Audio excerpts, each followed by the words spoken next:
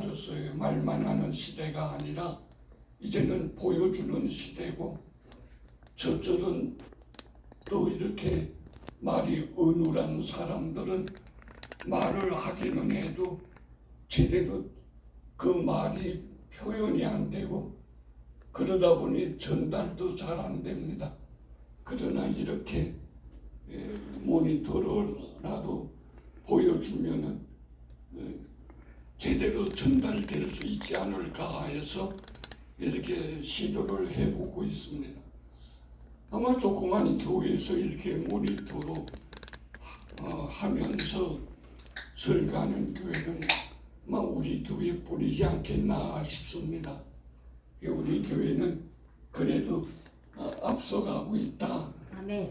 필요한 것들을 교인들이 필요로 하는 것들을 채워주는 일을 하고 있다고 이렇게 생각을 해봅니다. 아멘. 오늘은 마귀에 대한 것을 생각해 보고자 합니다. 그래서 하나님은 마귀도 관리한다. 한번 같이 따라해 보시기 바랍니다. 하나님은 마귀도 관리한다. 마귀도 관리한다. 우리는 이런 말이 있는 걸 알고 있잖아요. 나를 알고 적을 알면은 100번을 싸워도 잘 준비할 수가 있다. 그 마귀가 우리의 적입니다. 그 마귀를 알아야 되지 않겠소? 그래서 사실 지난 시간에 천사를 생각해 보았고, 오늘은 마귀를 생각해 보면서 마귀가 어떤 존재인가, 하나님과 어떤 관계가 있고 우리들과는 어떤 관계가 있나 하는 것을 알고, 우리가 알고 잘 준비하면은 마귀와의 관계에서 우리가 늘 이길 수 있고 잘 대처할 수 있게 되리라고 생각합니다. 이게 마귀에 대한 얘기가 나오는 가운데 오늘 읽은 요한일서 5장 18절에 보면 이런 말이 기록되어 있습니다. 하나님께로부터 나신 자가 그를 지키심에 악한 자가 그를 만지지도 못하느니라. 여기 악한 자라고 이런 말로 이렇게 되어 있습니다만, 사실은 현대인의 성경에 볼 것 같으면 하나님의 자녀는 계속해서 죄를 짓지 않는다는 것을 우리는 안다면서 하나님의 아들이 그를 지키심이 있기 때문에 악한 마귀도라고 하는 말이 있잖아요. 이게 악한 마귀. 위에서는 악한 자라고 표현했지만은 현대인의 성경에서는 악한 마귀라고 표현을 하고 있습니다. 악한 자나 악한 마귀나 같다는 것을 우리가 알 수 있는 거죠. 마귀에 대한 상상을 우리는 어떻게 하는가? 마귀하면 보통 이런 생각을 합니다. 참 무섭지요. 뿔이 나고 이 마귀를 갖게 할 사람이 어디 있겠어? 근데 마귀는 이렇게 나타나지 않아요. 이렇게 나타나게 되면 우리는 다 마귀야 물러가라고 그러고 우리도 마귀를 피할 거기 때문에 마귀는 이렇게 나타나요. 살그머니 나와서 먹음직하고 보암직하고 그러면서 살살 꼬시는 것으로 나타납니다. 뿐만 아니라 마귀는 꼬시는 가운데 야, 너 배고프지? 너 할 수 있잖아. 여기 돌이 많잖아. 이 돌 다 덕덩어리가 되겠어. 너 시큰 배 거치게 먹으라. 그리고 배고픈 사람들 좀 나눠주기도 하라. 이런 꼬시는 모양으로 나타납니다. 근데 이 꼬시는 것이 다 들어가요. 요새 말하면 보이시피싱이네. 이거 왜 넘어갑니까? 그 꼬시는데 그냥 넘어가는 걸 욕심내기 때문에 그런 넘어가게 되는 것입니다. 마귀는 어떤 존재인가? 이 사회에서는 손해를 주는 사람을 마귀라고 지칭을 합니다. 성경에서는 어떤 것으로 표현하고 있는가? 성경에서는 타락한 천사를 지칭하는 말이 마귀입니다. 그게 천사였어요. 근데 타락했어요. 타락이라고 하는 것이 무슨 말이냐? 올바른 길에서 벗어나 잘못된 길로 빠지는 일을 하는 것인데, 그래도 마귀도 중요한 것은 하나님의 통제 아래에 있으며 마지막에는 멸망당해 없어질 존재라고 하는 것입니다. 하나님의 통제 아래에 있습니다. 마귀가 아무리 날뛰어도 하나님이 허락하지 않으면 못해요. 그래서 악한 자가, 악한 마귀가 만지지도 못한다는 말이 바로 그 말입니다. 통제 아래에 있다. 하나님의 통제 아래에 있다. 천사가 보이지 않는 존재이기에 마귀도 보이지 않습니다. 그러나 마귀가 한 일 결과는 나타나기에 결과가 보이는데 바람이 보이지 않잖아요. 그러나 바람에 흔들리는 끈이나 나뭇잎을 보면 아, 바람이 있구나 하는 것을 알 수가 있는 거하고 비슷한 것입니다. 천사가 왜 타락했나? 세상에 타락할 게 따로 있지 천사가 타락을 해? 천사가 왜 타락을 했나? 구약성경 이사야 제14장 14절에는 이런 말이 기록되어 있습니다. 가장 높은 구름 위에 올라가 지극히 높은 이와 같아지리라 하는도다. 지극히 높은 이가 누구냐? 하나님과 맞먹겠다. 하나님과 같아지겠다. 이러한 것 때문에 천사가 타락을 한 것입니다. 구약성경 에스겔 28장 15절에 보면 내가 지음 맡던 날로부터 내 모든 길에 완전하더니 마침내 내게서 불의가 드러났도다 하는 말이 있는데 이 불의가 뭘까? 내가 하나님처럼 되어야 할 텐데 하는 마음을 품었다고 성경학자들이 추측을 하고 있습니다. 천사가 왜 타락을 했나? 결국은 교만과 욕심. 천사도 우리와 마찬가지로 지정의가 있거든요. 지정의가 있기 때문에 우리와 비슷합니다. 단지 보이지 않는 것뿐이에요. 그런데 이 천사가 교만과 욕심이 있기 때문에 타락했다. 그럼 우리는 어떤가? 사람은 어떨까? 사람들의 타락의 원인도 교만과 욕심. 성도들은 어떤가? 성도들도 마찬가지예요. 성도들이 왜 타락을 하는가? 가끔 텔레비전이라든가 이런 걸 볼 것 같으면 목사님들이 이러한 타락을 했다는 것이 나오는데 그 세상에 목사가 어떻게 타락할 수 있어요? 왜? 천사도 타락하는데 성도도 타락할 수가 있습니다. 왜? 교만과 욕심이 들어가게 되면 타락되는 것입니다. 그래서 우리는 조심해야 되는 거예요. 천사도 타락하는데, 목사도 타락하는데, 성도, 교만과 욕심, 이거 들어오게 되면은 어긋난 길로 가게 되어지는 것입니다. 민수기 22장 12절에 보면 이런 말이 기록되어 있는 것을 읽어보게 됩니다. 하나님이 발람에게 이르시되 너는 그들과 함께 가지도 말고 그 백성을 저주하지도 말라. 여기서 하나님이 발람이라는 선지자에게 직접 하신 말씀이에요. 세상에 이거보다도 확실한 말이 어디 있겠습니까?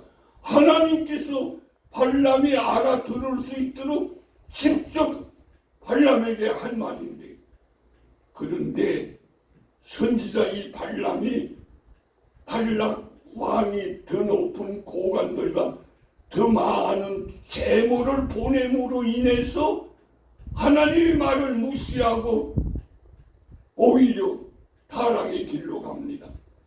타락의 길로 갈 때 나귀를 타고 갔는데, 요새 같으면 나귀가 아니고 비행기를 타고 갔겠죠. 근데 그때는 비행기가 없는 시대라 나귀를 타고 갔는데, 나귀가 가다가 하나님의 사자를 보고 길을 비껴서 가느라고 그렇게 하는데, 이 발람 선지자에게 손해를 줬습니다. 발람 선지자가 화가 나서 나귀를 막 때립니다.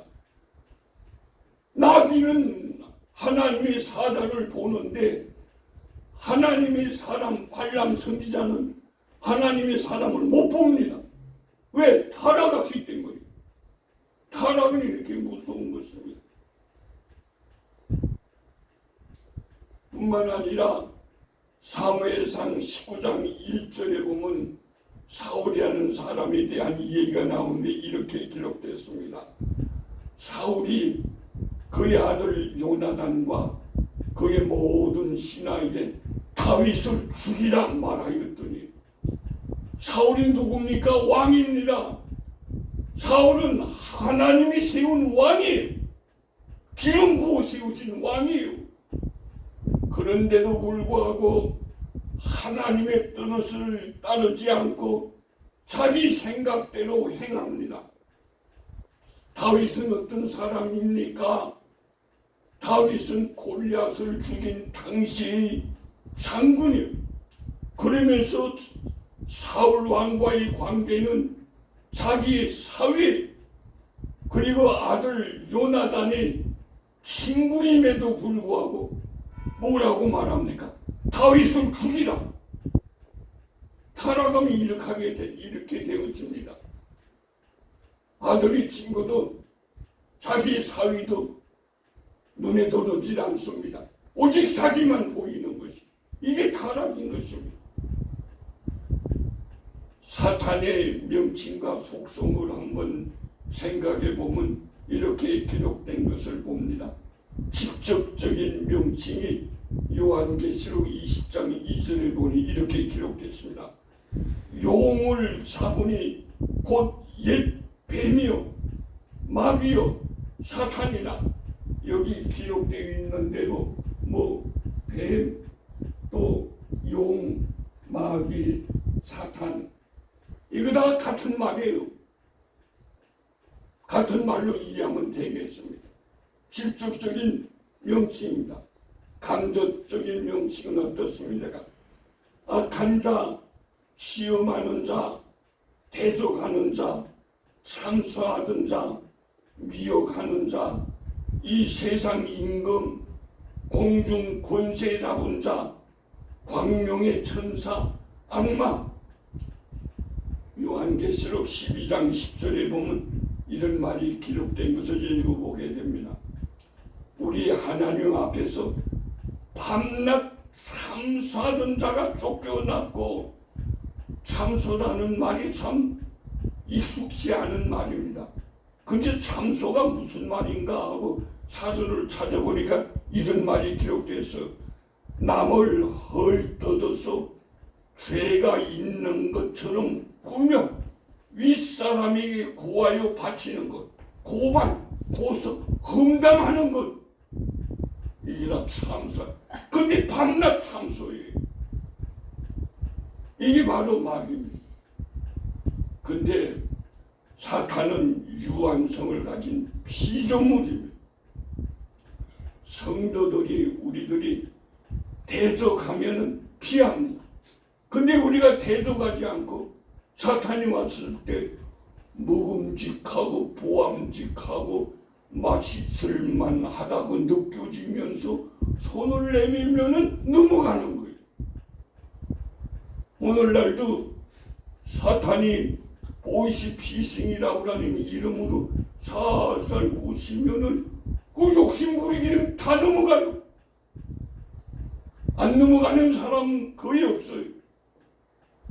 그래서 저 같은 경우에는 아예 모든 전화 받질 않아. 그거 뭐 거의 가다 보이스피싱이 오는. 사실 저한테 뭐 얼마나 그런 문자가 많이 오는지 몰라요. 뭐 주식에 뭐 몇 프로 확신합니다. 뭐 어쩌고. 아이고 난 왜 주식의 주자도 기어자도 모르는데 그걸 하라고 자꾸 매일같이 몇 통씩 와. 그게 넘어가요. 그냥 홀딱 넘어가요. 아이고 얼마나 거짓말들을 많이 하는지.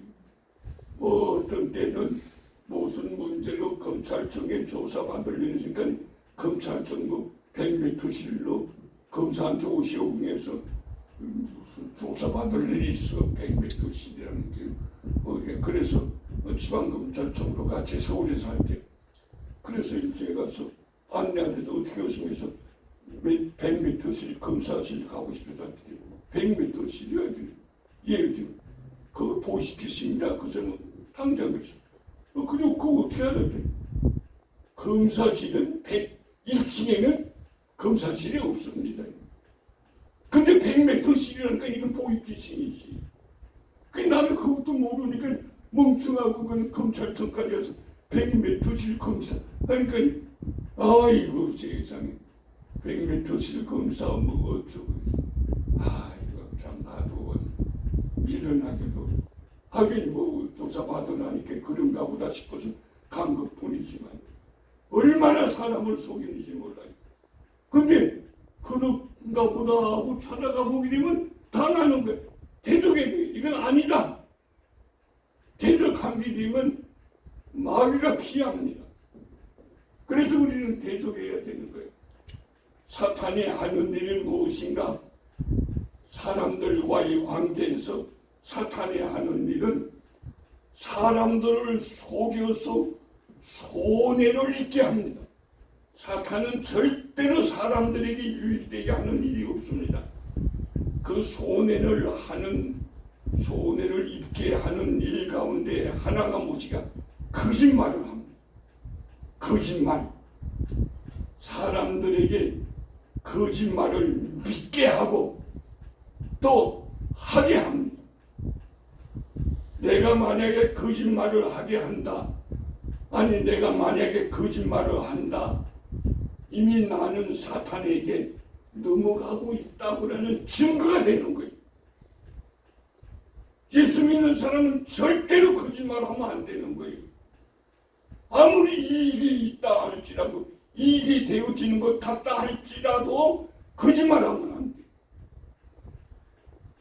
요한복음 8장 22절에 보면은 너희는 너희 아비 마귀에게서 나으니 거짓을 말할 때마다 제 것으로 말 안 하니 거짓말한다.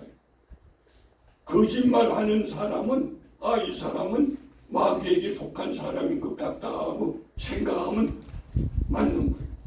나도 하면 안 되고 남도 그런 사람 하는 거예요. 이걸 분별할 줄 알아야지. 뿐만 아니라 사탄이 하는 일은 사람들에게 자기를 높이게 해요. 하나님과 같아지리라. 하나님을 대신하겠다. 그만큼 높아지려고 하는 게 사탄이 하는 일입니다. 그런데 하나님과의 관계에서는 어떤가? 하나님과의 관계에서는 불순종하고 하나님을 대적합니다. 사탄이 하나님을 대적해. 하나님의 사탄을 관리함에도 그럼에도 불구하고 성도들에게 고통이 될 수도 있습니다. 하나님이 사탄을 관리하는데 이 사탄이 성도들에게 고통을 줘요.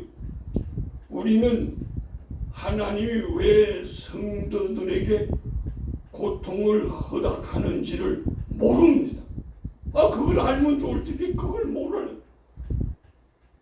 그러나 하나님이 성도들이 유익을 위하여 허락하신다는 것을 믿어야 하는 것입니다. 욥의 고난을 생각해 보도록 합시다. 이런 것이 있어요. 욥은 어떻게 전설적인 부자가 되었을까? 동방에서 제일 가는 부자, 아니 동방에서가 아니라 세계에서 제일 가는 부자였어요. 그 당시의 부자는 주식이 아니라 이 동물들이 부자였거든요. 동물들.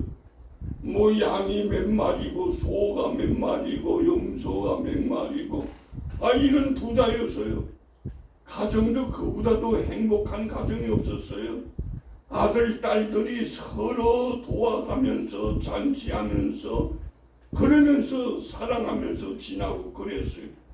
그런데 이 마귀가 역사하는 가운데 하나님이 허락했으니까 역사하는 거죠.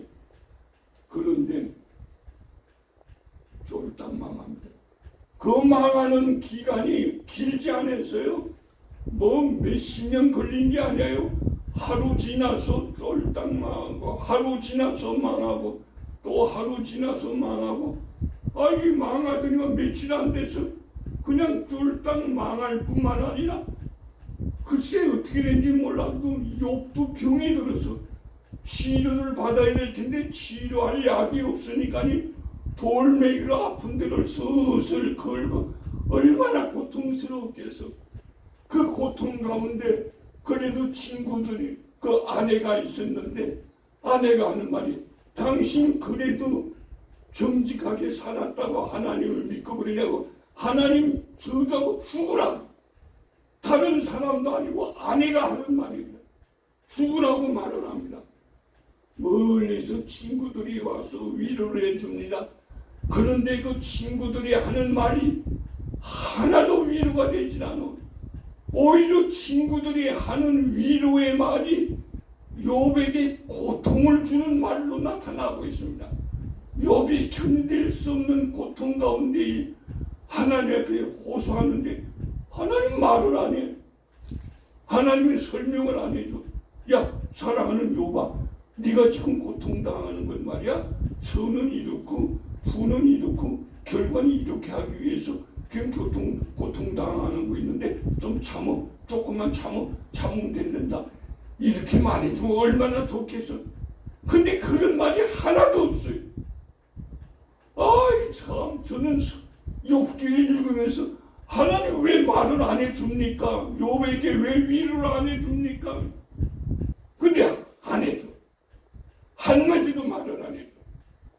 근데 마지막에 욥기 마지막에 가서 보면 하나님이 나타납니다.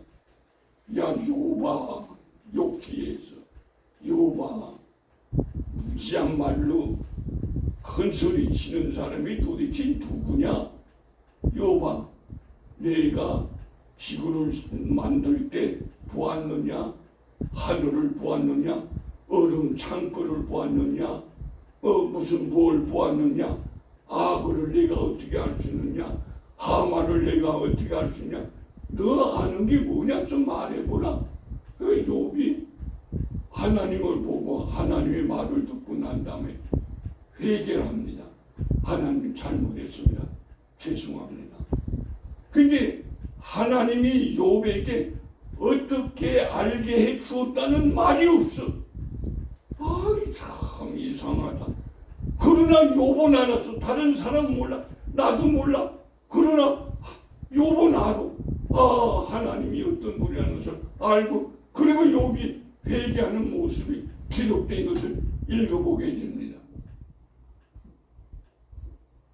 예수님의 사역이 뭡니까? 예수님의 사역은 사탄을 대적하고 꾸짖는 것이 예수님의 사역이었습니다.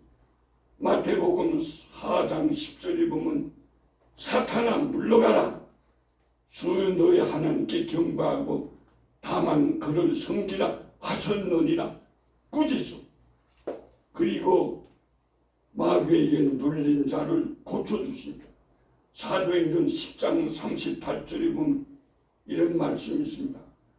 마귀에 눌린 모든 사람을 고치셨으니.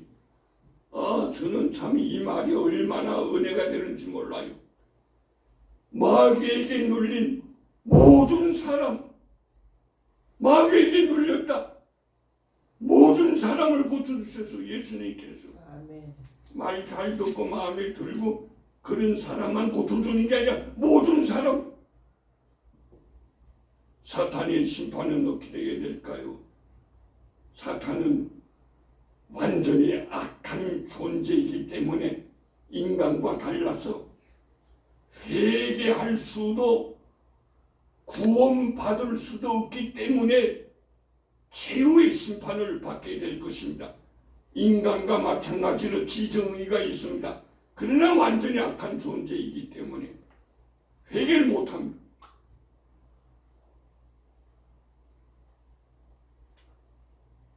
반역한 천사들의 죄는 용서받을 길이 없으며 영원한 벌을 받게 되어지는 것입니다. 우리 성도들의 삶은 야고보서 4장 7절에 이렇게 기록해 놓고 있습니다. 너희는 하나님께 순복할지어다. 마귀를 대적하라. 그리하면 피하리라. 우리가 대적하면 마귀가 알아서 도망가요. 우리가 힘이 없어도 마귀가 알아서 도망가요. 그런데 대적하지 않고 손을 내밀면 묵음직하고 보암직하고 큰 돈 벌 것 같다 느껴지면 손 내밀면은 싹 넘어가게 되어지게. 그래서 대적하라는 것이. 하나님의 법을 택할 것인가, 사탄이 하는 유혹의 말을 택할 것인가 하는 것은 우리가 결정해야 할 문제입니다. 하나님이 결정해 주는 게 아니라 우리가 결정해야 돼요. 타락했기에 타락을 선택하면 더 타락하게 되는 것입니다. 우리들은 마귀를 대적하고 하나님의 뜻에 순종하여 하나님으로부터 잘하였도다 하는 칭찬의 음성을 듣는 성도들이 되어야 하는 것입니다. 바로 왕을 생각해 봅니다. 애굽의 바로 왕이죠. 10가지 재앙이 내려졌는데도 회개를 안 해요. 아이고 참 지독하다. 한 가지 두 가지 한 거 아니고 10가지 회개를 안 하고 이스라엘 백성이 애굽에서 나갈 때 병거들을 다 동원해서 마차들 이런 것들 다 동원해서 죽육해 옵니다. 홍해까지 와서 이제 다 죽이려고 하는 그 순간이었어. 하나님이 도와주죠. 모세가 아론과 함께 아무리 말을 해도 아론은 마음을 돌이키질 않아요. 결국 홍해까지 와서 이스라엘 백성들은 다 건너갔는데 이 애굽의 군인들은 마차를 비롯해서 홍해를 같이 건너갔다가 가다가 다 빠져 죽었어요. 그리고 난 후에 홍해를 무사히 건넌 이스라엘 백성들은 그때 하나님 앞에 영광 돌리며 찬송을 부릅니다. 얼마나 좋았던지. 죽었다가 살아났으니까. 바로는 생각을 고치지 않으니까 죽게 되어졌고, 죽을 것 같은 이스라엘 백성들은 하나님을 찬양한 것으로 나타나게 된 것을 생각해 보게 됩니다. 신약 성경의 다른 유다의 삶을 생각해 보도록 합니다. 예수님의 제자가 되어서 은혜를 받았음에도 불구하고 돈에 욕심을 냈어요. 예수님의 제자가 된 거 얼마나 큰 은혜입니까? 그런데 돈에 욕심을 냈어. 어떻게 돈에 욕심을 내게 되었는가? 요한복음 13장 2절에는 이런 말이 기록됐습니다. 마귀가 벌써 시몬의 아들 가룟 유다의 마음에 예수를 팔려는 생각을 넣었더니 마귀가 벌써 역사하는 것입니다. 요한복음 13장 10절에서는 예수님께서 제자들의 발을 씻겨주시면서 하는 말씀이 이렇습니다. 너희가 깨끗하나 다는 아니니라.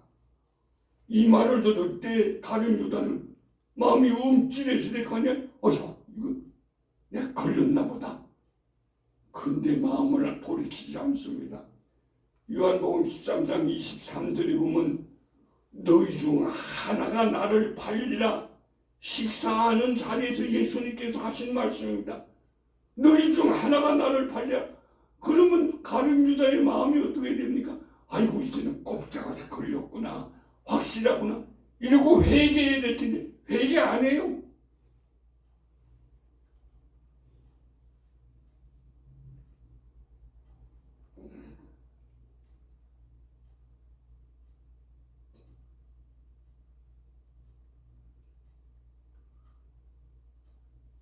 요한복음 13장 26절에는 이런 말이 기록됐습니다. 내가 떡 한 조각을 적셔서 주는 자가 그니라 하시고 곧 한 조각을 적시어 가룟 시몬의 아들 유다에게 주시니 그 이상 어떻게 더 확실하게 지적할 수가 있겠습니까? 그런데도 회개를 안 해요. 세상에. 요한복음 18장 3절에 보면 유다가 군대와 대제사장들과 바시스들에게서 얻은 아래 사람들을 데리고 등과 횃불과 무기를 가지고 그리로 오는지다. 유다의 물질 욕심은 예수님을 팔아버렸어. 예수님은 유다에 의해서 물건처럼 종처럼 팔리게 되었어요. 예수님은 십자가를 통해 구주가 되으셨습니다. 세계의 십자가 강도들과 함께 못 박히는 이 십자가, 그러나 이 십자가는 우리들에게 은혜가 되었습니다. 강도들을 구원해 주는 그런 기회가 된 것 아니겠습니까? 성령님과 천사들이 우리를 도와주지만 우리가 해야 할 것은 우리가 해야 하는 것입니다. 천사하고 성령님이 다 맡겨서 알아서 하시고 그런데 우리가 할 건 우리가 해야 되는 거예요. 마귀를 대적하고 알 수 없는 고통이 있다 할지라도 하나님의 승리하심을 믿으며 말씀에 순종하여 하나님을 기쁘게 하는 믿음의 삶을 살도록 합시다. 아멘. 유익이 있는 것 같아도 거짓말은 하지 않으며 아멘. 성도답게 마귀를 대적하고 하나님이 주시는 기쁨을 누리는 삶이 되기를 원하시면 아멘 합시다. 아멘. 기도드리겠습니다. 하나님, 우리들의 이 세상 사는 동안에 우리들의 눈에 보이지 않는 마귀들과 대적할 수 있는 힘 주셨음을 감사합니다. 아멘. 늘 마귀를 대적하며 하나님과 늘 가까이 지나며 하나님의 영광을 높이 드러내는 우리 모두가 될 수 있도록 우리를 사용하여 주시옵소서. 아멘. 예수님의 이름으로 기도드립니다. 아멘.